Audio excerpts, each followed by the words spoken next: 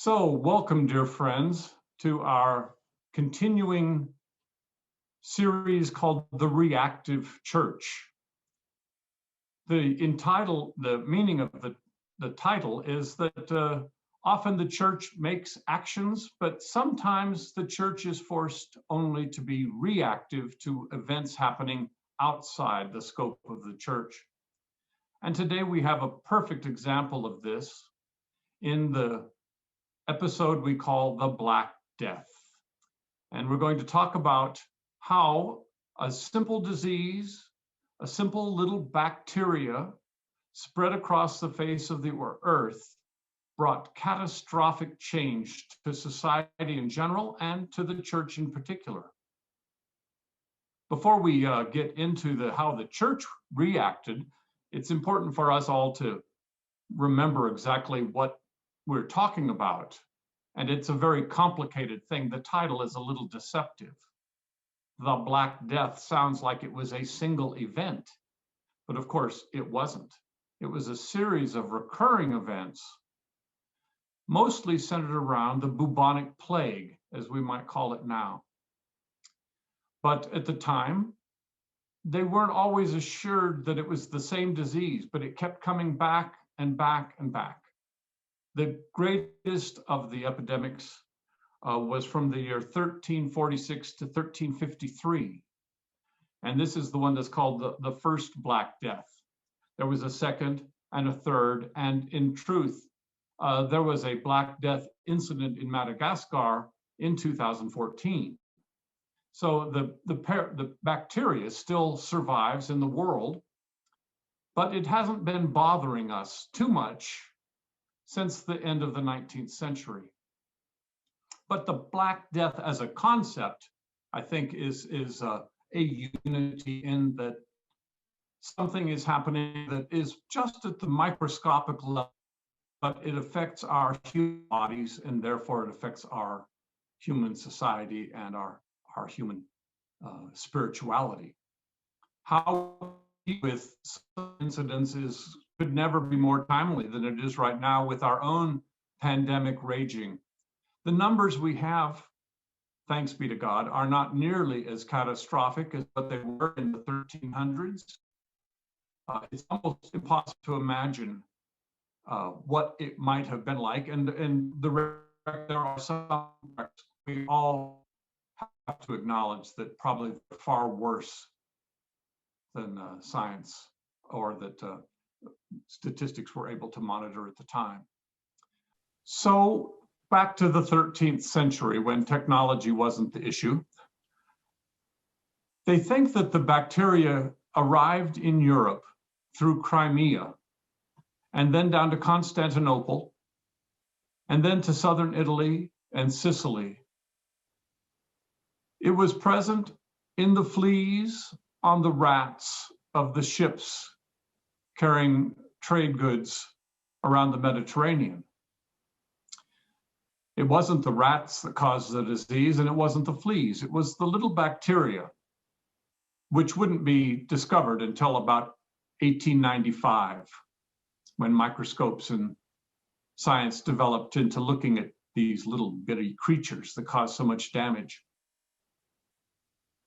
There's even a current theory that says that they might have also been aerosol spread like our current pandemic, but the records are not always clear enough for us to know. But we do know that though it was a slow burn, moving slowly across Europe, transportation didn't speed things up like they now.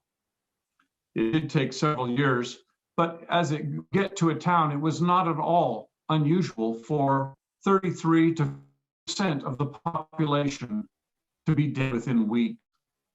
It was a fast-moving disease. The bubonic gets its name, what is called a bubo, or a swelling, a lump, sort of like the skin. And the buboes would show, and then they would, and there might be 24 hours of life left. Some people would survive, but almost all would die. And there was seemingly no natural immunity. It was a terrible epidemic. Between this 1346 and 1353, it is estimated that 60% of the European population died. And it also happened elsewhere in the world where even greater numbers were considered to have been dead, but the records are not quite so clear. The overall population of the world went from 475 million down perhaps to 350 million. It's a huge drop in the percentage. And of course, nobody knew what to do. There was no answer how to protect oneself or how to treat the disease. Medicine was not capable of offering any kind of hope. Superstition was the next logical place to go, and also religion.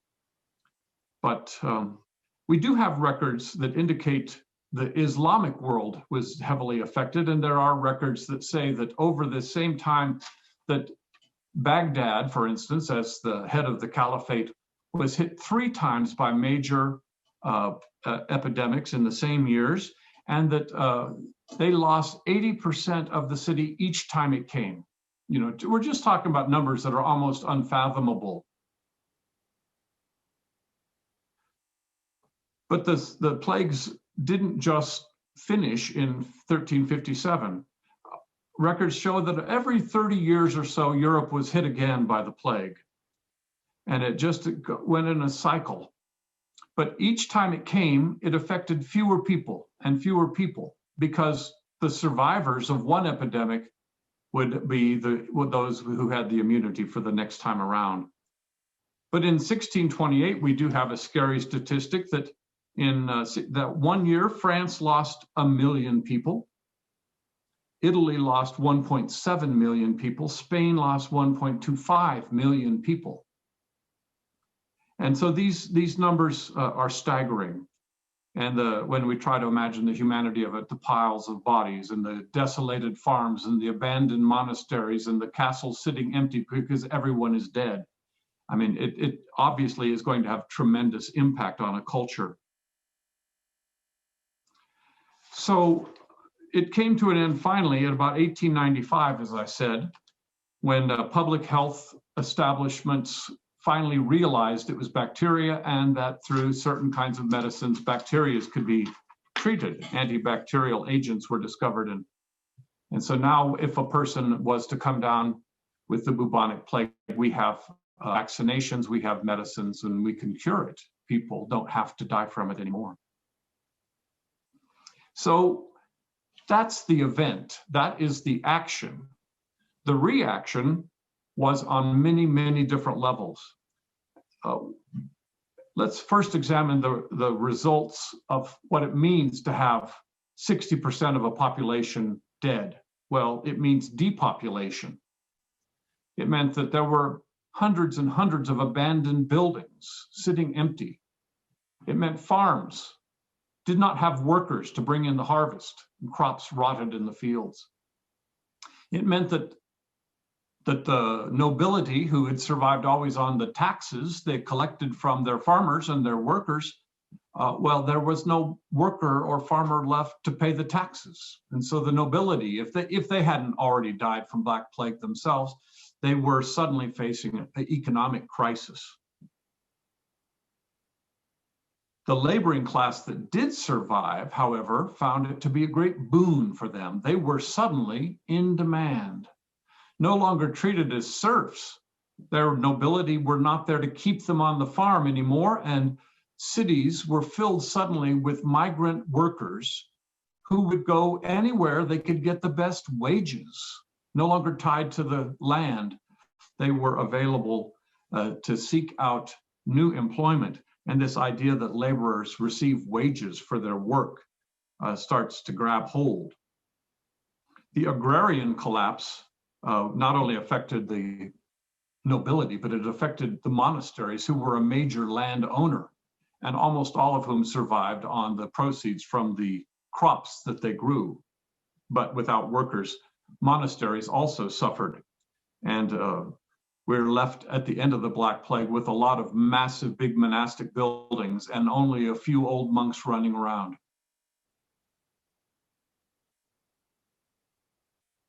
The idea that you could be paid for your labor brings a sense of dignity and individualism that the serfdom had always denied them. The end of the feudal system, as it starts to collapse inward, allowed a governmental vacuum to develop, and it was resulting ultimately in what we might think of as democratic tendencies, as people start choosing their own leaders, as they start forming guilds and electing representatives to make decisions for them. It was still very early, but I think that there is a good case to be made that the collapse of the old status quo and the institutional structures that had been pretty solid there for several hundred years gave way to an instability and to questioning the old ways. And it's not too much of a coincidence to say that the years between the 1357 and 1419 they're not far.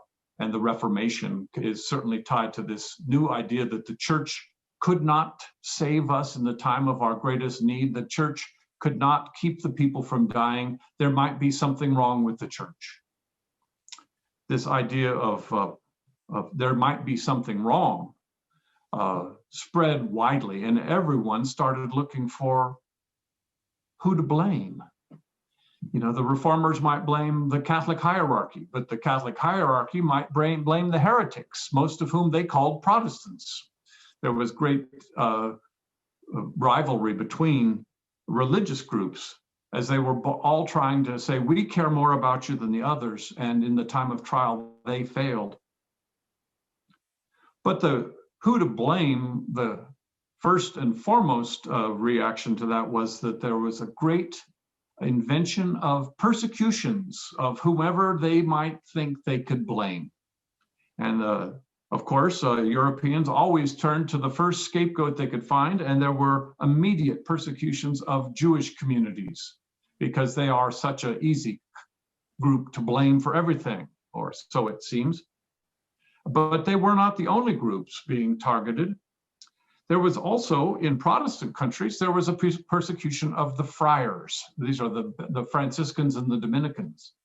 There were persecutions of anybody who was a foreigner in a town, or the beggars of a town, the pilgrims passing through a town, or the lepers, or people with skin diseases. They thought, well, that might be the beginning of a bubo, and so we have to kill them. And of course, there is the second great group of people who are always to blame, the Romani. Sometimes we think of them as the Gypsies or the Roma, but they were also persecuted as possible carriers and bringers or causes of the Black Death. I don't know that we should say that they were seen as carriers, but it might well be that they were just seen as we're not sure God likes them as much as he likes us. So maybe God is punishing us because of their presence in us. There is a desire. We must purify our society. We must get rid of all the heretics, all the foreigners, anybody who's not like us. And so the persecutions began. In as early as 1349, massacres started cropping up all over Central Europe. The famous Strasbourg massacre of 1349 resulted in 2,000 Jews being murdered publicly because they were thought, well, now God will like us better because we have gotten rid of the ones who killed his son. This crazy thinking spread in Erfurt in the same year. Nearly 3,000 Jews were killed. In Mainz and Köln, and I think it's documented that in over 60 communities throughout what would eventually become known as Germany, Jewish persecutions were seen as an answer to the who to blame for the Black Death.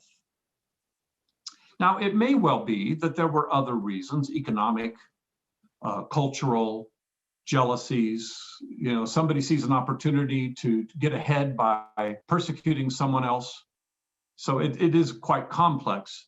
But they didn't seem to have these sorts of persecutions on such a high level prior to the emergence of the Black Death. And so I think that maybe we can feel somewhat safe in linking the two. Another reaction, a result of the Black Death, was a development of new pieties. You know, if we think that the disease is a great mystery, then we're probably going to say, well, it's the will of God. And if death and destruction is the will of God, how do we worship God who brings a Black Death upon his people? Well, we do so in fear and trembling. And the most famous of the pieties to develop in response to the Black Death was what we call the flagellantes, or the flagellants. Hollywood does us disservice a lot when we talk about history, but there is in the famous comedy movie Spamalot, remember at the very beginning where the Black Death is raging, and there's the song, "Bring out the dead, bring out the dead." And this one man brings out his father and dumps him on the wagon with all the other bodies. And the father moves. He says, "But I'm not dead yet." And they say, "You will be soon." You know, the son is happy to get rid of him, "But I'm not dead yet." And so finally, the monks carrying away the dead bodies just come up and bop him on the head with a big axe. And they say, "Okay, now he's dead. We can take him." Yeah, but the idea of the flagellants, they walk by and they got the whips and they're whipping each themselves on the back. And these whips were often knotted cables of silk or linen, and they would have thorns embedded into them so that as they whipped themselves, the thorns would grab the skin and break the surface of the skin, causing massive bleeding and, of course, terrible pain. And they said, if our God brings suffering upon us, then it must be that we are meant to suffer. We will then bring suffering upon ourselves through this act of devotion to the God of blood and death. And so the flagellants were reenacting a self-inflicted sort of pain to appease the angry God. Are we not pure enough? Well, we will do more acts of penance and more suffering upon ourselves so that God will not have to be so angry and he will remove this plague from us. There were other death cults that rose up also along with the flagellants. Some of you might have seen these because they're not that hard to find in Europe. But the one that I visited and that I remember most was in Rome. It's I think the church is called St. Clement, and it's a Franciscan church not far from the Colosseum. And if you go into it, you can go into the church, but you can also pay just a little extra and go down to the crypt. And the crypt is quite large, and it contains all the bones of all the monks who were ever members of that religious order. And they are put on display, not just heaped up in a corner, not laid out like a body, but all the leg bones make a decoration along the bottom of the walls. And then the thigh bones are all there. And then the skulls decorate the ceiling. Their bones are made into the chandeliers. And there are great mosaics made out of all the bones. And I mean, to our modern sensibilities, it's just morose. It's gruesome. It's macabre. But at the time they were doing it, they were living in a world where death was such an ever-present reality that they said, if we can't deal with death, then we can't have life. Get used to death. Make death your friend. That seems almost incomprehensible to us, but they would make even whimsical and joking use of the bodies in decorating things, as if to say, do not be afraid of death. Death will come, but do not be afraid. Just let it be part of your normal life. And when it comes, see it as a chance for salvation. These death cults are, I don't know that there's time to go into them all, but you can find them when you do research on the internet. And they can be somewhat interesting. But on a more local level, some people turn not to death as a cult, but they found other ways of doing good works to try to appease God. And the most famous and long-lasting of them is, of course, the Oberammergau Passion Play, which was specifically designed as a way for the people of Oberammergau to say, God, if you will spare our town, we will show you how much we love you by producing this great spectacle every 10 years. And they've been continuing to do it, though they have fluctuated a little bit on the 10-year thing as they've realized how much money it can bring into a community, and they don't want to wait 10 years to sell more tickets. But the Passion plays were actually performed in many, many places around Europe. Oberammergau is just the one where it's continued unto this day.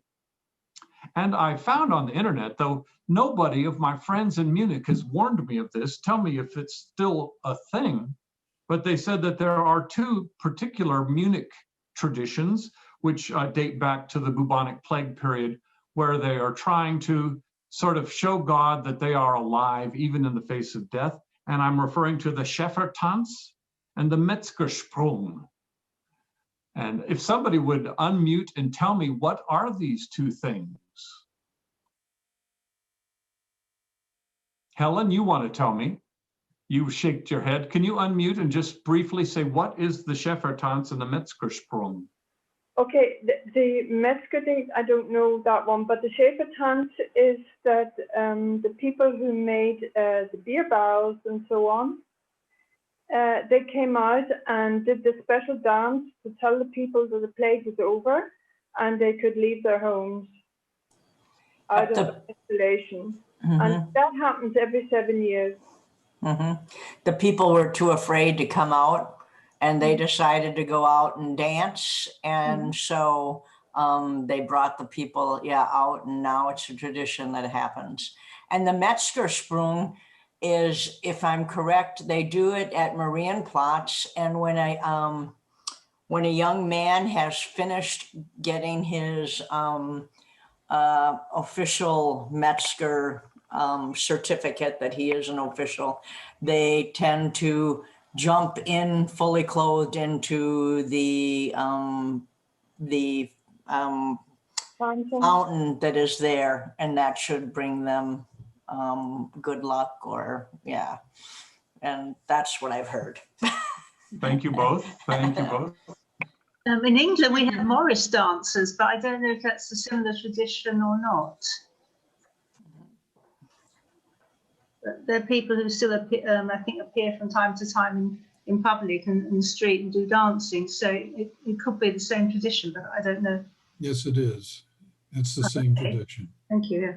And I think maybe the mummers are also part of this tradition, where the people are all dressed with feathers, and there's any number of these traditions, which I think we might psychologically say the survivors were filled with a sense of life that maybe they had not had before. To have been able to survive meant that they were blessed by God, that they were beloved in a way that the ones who died, they were cursed. And this idea that God does, this is how God acts, I find it to be sort of devastating theologically, that God would pick us out and choose, okay, you're going to get the disease and you're not going to get the disease. But one of the Protestant theologies that came, again, right immediately following this period and during the ongoing periods of the Black Death, is the idea of predestinationalism, that some are selected for salvation and some are selected for condemnation, and that the God is equally comfortable condemning as he is saving. And this is a matter that comes into great discussion later on in theology. But it's amazing that in our days, when we don't necessarily see all disease as an act of God disease, but we realize it's an act of bacteria or an act of virus. God doesn't necessarily take the blame for it quite to the degree that we used to try to say God is to deal with it. But in the medieval mind, there had to be always somebody to blame, and maybe it's even God, though we express that blaming God in acts of piety. Maybe it is the Jews, maybe it's the Romani, maybe it's the beggars or the foreigners. But later in the ongoing epidemics, as they continued, there was a final persecuted group This is significant, and it certainly, again, is part of our Central European heritage, and that is the burning of witches, which was also directly connected to this idea that if there is something bad happening, there is somebody to blame, and there is somebody who must be purged from our midst. And it's estimated that there were maybe up to 20,000 people who were burned in witchcraft trials, and that there were leaders of nations who thought this was very good policy. This is what we've got to do to make God love us again. And I feel very blessed that I don't live in that world, and I don't have to preach that kind of a theology. But there is one folk legend that has gotten a lot of play in recent years. It's sort of related to the Morris dancing and the Schäfertanz and that is the nursery rhyme, "Ring around the rosy, pocket full of posies, ashes, ashes, all fall down." And for the last 100 years, people have tried to explain this song in terms of Black Death, and they say the symbolism all works really well. At the end, anybody who really wants to stay on, I found on YouTube a 3-minute little video where one man comes out and he explains, oh, this is a folklore about the Black Death. And then his alter ego steps out and turns just the whole thing on its head and says, no, it's not. And so whether or not you have been told Pocket Full of Posies is a Black Death song or not, you might want to stay and watch it. I think in the few minutes we have left, I would like to try to establish one more concept that comes out of the Black Death. And it's both a wonderful blessing, but it's also changed Europe, not necessarily always for the better. And that's the idea that the old status quo hierarchies could not survive because too many people at the top died. You know, what the nobilities died. Well, who takes care of the castle? You know, the caretakers are gone, and all that's left maybe are the peasants, who maybe they live far away from town, and suddenly they go to market and the city is destroyed and dead.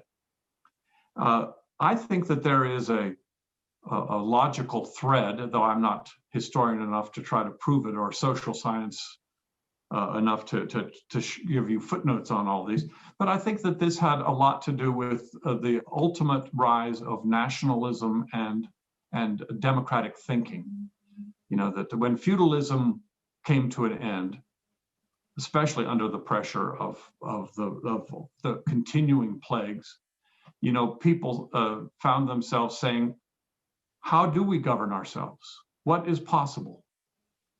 The Black Death allowed people to realize they could think outside the box. They didn't have to stay on their farm. They could go to the city. They could become what they want to be. They could find their own level in society. They could work hard and earn wages. They could be socially mobile. They could build new homes, or they could take over the old homes of others who were gone. And this new sense of, I can go where I need to go, or do what I need to do. I can be who I want to be. Sounds to me almost like the seed planting for what later developed into a sense of individualism, which of course is the foundation of any democratic government, the idea that each individual has a right to an opinion about who their leader should be.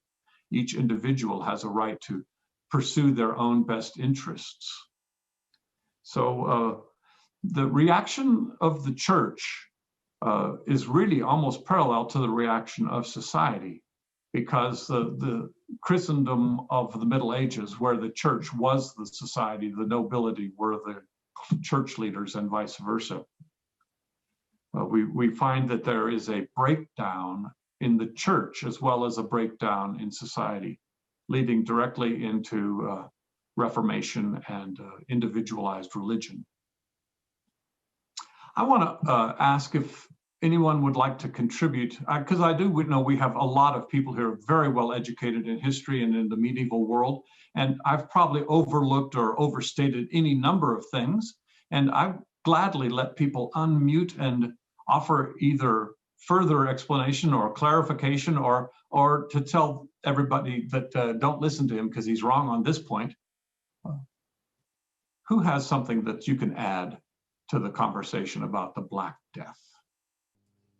Well, I only have to say that when I lived in Bad Tölz, there was a Pestkapelle, so Pest Chapel, and they said it was built on the dead bodies of that time. Yeah. Thank you for mentioning that, because you can go to almost any town in Europe and find either Pestkapelle or Pestsäule, or these the little, often big pillars, and so often with the Virgin Mary standing at the top. You know, because when your family was dying, who better to go to than the Mother of God, because she watched her son die as well. And so these, isn't Marienplatz, isn't that a Pestsäule that's right there in front of the Neues Rathaus? It also led to some of the spice trade. Did you know that nutmeg was considered a cure for the Black Plague? And so it became so valuable that that there was this huge spice trade to what were then called the Spice Islands, and that led to all sorts of things. That's really interesting, John. Thank you so much for contributing that. It is in the 1400s, again, just following immediately after Black Death, that Portuguese merchants start moving around Africa trying to find a way to get the spices. But I did not know that they saw medicinal effect. That is very interesting. Yeah, well, nutmeg was at a time, it was the most valuable of the spices for that reason. I mean, nowadays, nutmeg, what's that? I mean, I wonder if Christy, can you unmute? Do you have anything you'd like to add into this? Because I know that this is an area you've studied a lot. Christy's not there anymore. Oh, okay. Ellen, you contributed greatly last week. Do you have something you can share this week? Yeah, it's a story about, maybe you've all wondered why the Michaelskirche in Munich doesn't have a spire. It's a very lovely church and it's not too baroque. It's really nice. Anyway, there was a terrible, terrible thunderstorm when Michaelskirche was being built, and the spire got damaged. And who, of course, was to blame but a witch?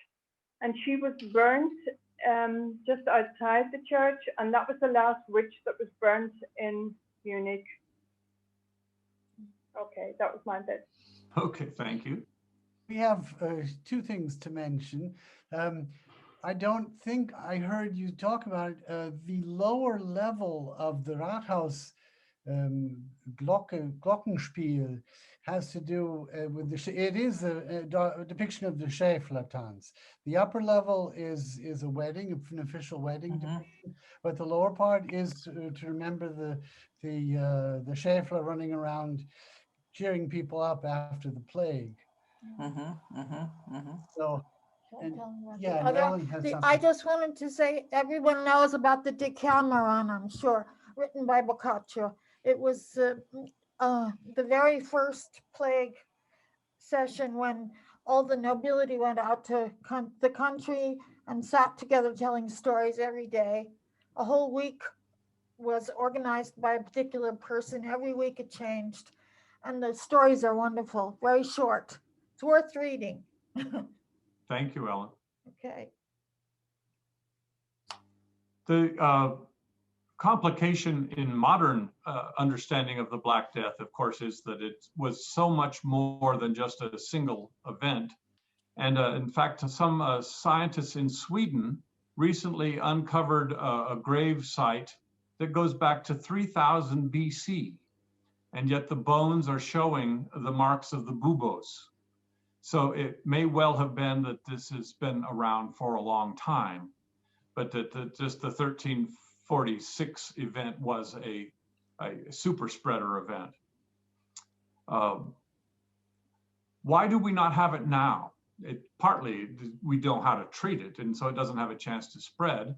But there is also an understanding that each one of us should have in our thinking about this, and that's we are all children of survivors. And when 60% of the people died, the other 40% who still lived, they are the people who had the natural immunities or immune system that was able to fight it off. Each time it would come back around, the younger people were always the ones who died. By the third great plague, it was almost only the children who died. You know, and it's like there was a DNA weeding out of anybody whose body couldn't fight it off. But all of us are the recipients of the DNA from the people who were able to fight it off. And so that even now, if a bubonic plague bacteria was set free in the air of Munich, there would be very few people who would be susceptible to it, because we all still carry that natural immunity. But I just hope that doesn't happen on top of everything else. Also, the Alte Südfriedhof down from Sendlinger Tor, around that is it was the cemetery built for the plague, you know, because it was outside of the city walls at the time. And that's where they started to put, you know, people from the plague. And so they call it kind of a plague cemetery. And it's fabulous to go through. If anyone's never gone through it, it's really lovely. My plague grave experience was in the city of Esslingen near Stuttgart, where I was taking a tour of the old St. Denis Kirche in the middle of Esslingen. And we got a tour. We were told it was down to the Roman ruins, you know, and I think what they meant was the Romanesque ruins. I don't think it was actually Roman, but we went down and they had a curtain, and he said, "Do you want to go back and see the pest bones?" And we said, "Well, of course," but there evidently are some people who don't like to do it. But in the back, underneath the altar, where they were excavating out for a renovation, they discovered a mass grave, and there they just stopped. They got about 2 inches into it, but you can see femurs and hip bones and skulls just coming out of the dirt. And it's a whole wall full of human remains sticking out from the dirt. And it makes you realize, you know, that that's a lot of dead people. And then I immediately found myself thinking, are they still contagious? He said they weren't, and so far I haven't been afflicted, and that was 15 years ago, so I think I'm safe. Our class probably should come to an end. We've taken much longer than we normally do for the class. I particularly appreciate those of you who've made helpful comments about local things and understandings.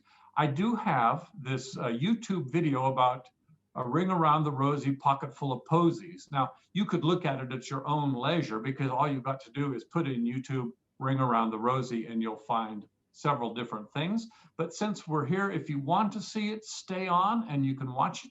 And if you've had enough, if you're disgusted by all the death and the destruction, then you can go and have a nice lunch. But let me share with you. And before I start to sharing, I'm going to say goodbye and thank you. And when the YouTube ends, I'll close the room. Okay. See you next week, everybody.